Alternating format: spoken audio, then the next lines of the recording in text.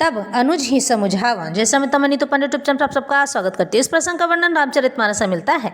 इस प्रसंग में लक्ष्मण जी सुग्रीव को याद दिलाने के लिए जाते हैं कि जो उन्होंने प्रभु श्री रामचंद्र जी को वचन दिया था कि माता सीता को खोजने में उनकी सहायता करेंगे, वह वहाँ किष्किंधा जाते हैं। तब अनुज ही समुझावा रघुपति करुणा शिव, भय देखाय ले आवहूँ तात सखा सुग्रीव।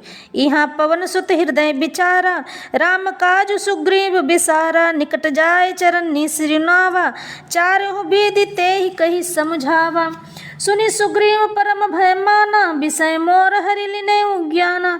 अब मारुत सूत दूत समूहा, पटवऊ जहता बानर जूहा। कहु पाक मोह आवन जोई, मोरे कर तात कर बद होई। तब हनुमंत बोलाए दूता, सब कर करी सन्मान बहुता।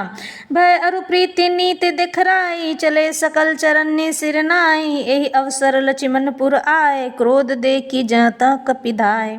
धनुष चढ़ाई कहा तब जारी करूं पुर साछार, व्याकुल नगर देखी तब आयु बाली कुमार।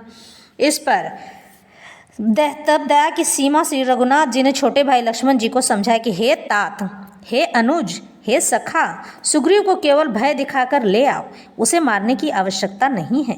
यह किष्किंधा नगर में पवन कुमार श्री हनुमान जी ने विचार किया कि सुग्रीव जी ने राम जी के कार्य को भुला दिया है। बहुत समय बीत गए हैं और उन्होंने श्री रामचंद्र जी को याद भी नहीं किया है। उन्होंने सुग्रीव के पास जाकर चरणों में सिर नवाया और साम दाम दंड भेद चारों प्रकार की नीति कहकर उन्हें समझाया।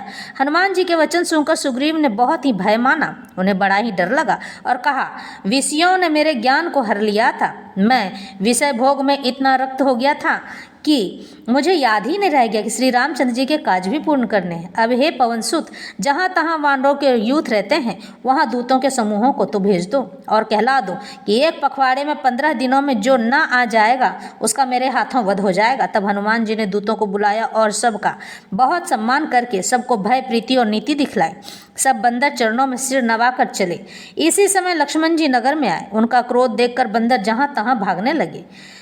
उसके बाद लक्ष्मण जी ने धनुष चढ़ाकर कहा कि नगर को जलाकर अभी राख कर दूंगा।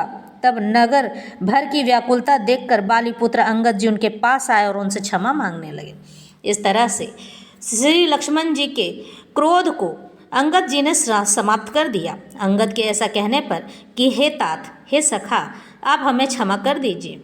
सो अगर आपने हमें क्षमा नहीं किया तो हम कैसे आपके काज को पूर्ण करेंगे, और उन्हें समझाते हैं। तब लक्ष्मण जी का क्रोध समाप्त हो जाता है और लक्ष्मण जी उन्हें अपने हाथों से उठाते हैं।